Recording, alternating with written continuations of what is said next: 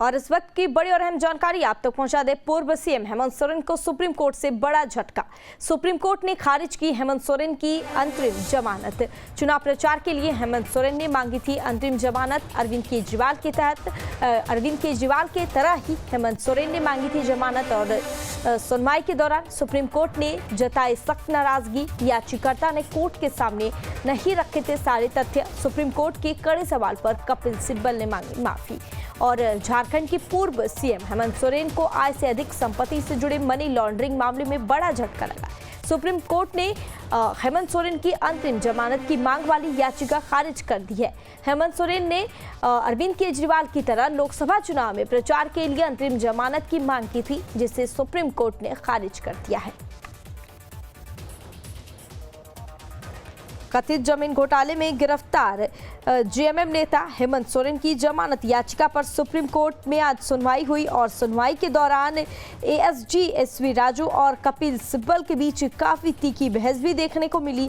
और इस बीच ईडी की ओर से एएसजी एसवी राजू ने कहा कि केजरीवाल को मिली राहत का हवाला देकर हेमंत सोरेन जमानत की मांग नहीं कर सकते और सुप्रीम कोर्ट ने हेमंत सोरेन की याचिका खारिज कर दी है। और बता दें आपको, जस्टिस दीपांकर दत्त और सतीश चंद्र शर्मा की अवकाशीन बेंच इस मामले की सुनवाई कर रही है और सुनवाई के दौरान एएसजी एसवी राजू और कपिल सिब्बल के बीच काफी तीखी बहस भी देखने को मिली थी। और एएसजी एसवी राजू ने कहा कि केजरीवाल को मिली राहत का हवाला देकर हेमंत सोरेन जमानत की मांग नहीं कर सकते। और इस खबर पर ज्यादा जानकारी के लिए हमारे साथ हमारे संवाददाता राजेश तोमर हमारे साथ जुड़ गए हैं। राजेश जी, एक बार फिर से पूर्व सीएम हेमंत सोरेन को सुप्रीम कोर्ट से बड़ा झटका लगा है, क्या कुछ जानकारी मिल रही है? राजेश जी, देखिए, जिस आधार पे नैना सुप्रीम कोर्ट में जमानत के लिए अर्जी दी गई थी और इनको उम्मीद था, वो वाकई में ऐसा होना नहीं था, क्योंकि केजरीवाल के हवाले से ये प्रेस रिलीज लगाया गया था। लेकिन केजरीवाल और हेमंत के अगर पूरे केस को आप देखें तो दोनों केस का दायरा और उसके जो कैरेक्टर है, जो नेचर है, वो बिल्कुल अलग है। ऐसे में कहा जरूर जा रहा था कि केजरीवाल के तर्ज पे उनको भी जमानत मिल जाएगा, लेकिन ऐसा नहीं हो सका। और यहाँ पे जो कानून के जो जानकार थे उनके हिसाब से भी कहा जा रहा था कि यहाँ पर उनको बहुत ज्यादा रिलीफ नहीं मिलेगा, क्योंकि आरडीआई जो ईडी है, ईडी ने इनके पूरे मामले में लैंड स्केल में चार्जशीट करके कहीं न कहीं सबमिट किया है लोअर कोर्ट को।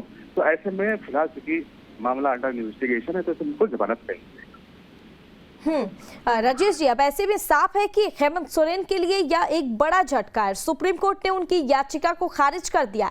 अब हेमंत सोरेन के पास आगे क्या कुछ विकल्प बचा है? राजेश जी, देखिए नैना, चूंकि जो हेमंत सोरेन है उनको ये था कि अगर उनको जमानत मिल जाता है तो 2 चरण के चुनाव बचे हुए थे झारखंड में, उनको चुनाव प्रचार करने का मौका मिलता और साथ ही जो उनको था कि लोगों को एक सिंपैथी होगी कि जिस तरह से ईडी ने कार्रवाई की और मामला उन्होंने भी लगाया था कि ये एक तरह से द्वेषपूर्ण कार्रवाई भाजपा की तरफ से की गई है ईडी के माध्यम से, तो जो एक पॉलिटिकल नैरेटिव सेट करने की बात थी, उसके तहत ये जमानत अगर मिल जाता तो जाहिर है कि झारखंड मुक्ति मोर्चा के लिए और हेमंत सोरेन के लिए बड़ी बढ़त होती। लेकिन चूंकि दो ही चुनाव बचे हैं, अब जिस तरह से झटका लगा है, तो फिलहाल अगर इनको राहत नहीं मिलता तो हेमंत सोरेन के जो अपने राजनीतिक कद हैं और जिससे पार्टी को फायदा मिल पाता, वो अगर नहीं मिलेगा तो फिलहाल अब पार्टी के लिए यहाँ पर कम से कम ये बात जरूर तय हो गया कि अब बिना बगैर हेमंत के ही इनको चुनाव प्रचार में जाना पड़ेगा और अगली दफा फिर से सुप्रीम कोर्ट में इनको अर्जी लगानी होगी, क्योंकि जब तक उम्मीद है तब तक लोग कोशिश करेंगे। लेकिन जो पॉलिटिकल बेनिफिट की बात हो रही थी, रिलीफ की बात हो रही थी, वो नहीं हो पाया। और ये कह सकते हैं कि झारखंड मुक्ति मोर्चा और चुनाव से पहले पूरे पार्टी के लोगों के लिए एक झटका ही है। ऐसे में तमाम जानकारी साझा करने के लिए बहुत बहुत शुक्रिया राजेश जी आपका। और बता दें आपको, आज सुप्रीम कोर्ट में सुनवाई हुई। हेमंत सोरेन की याचिका को सुप्रीम कोर्ट ने खारिज कर दिया। चुनाव प्रचार के लिए हेमंत सोरेन ने जमानत के लिए याचिका दायर की थी।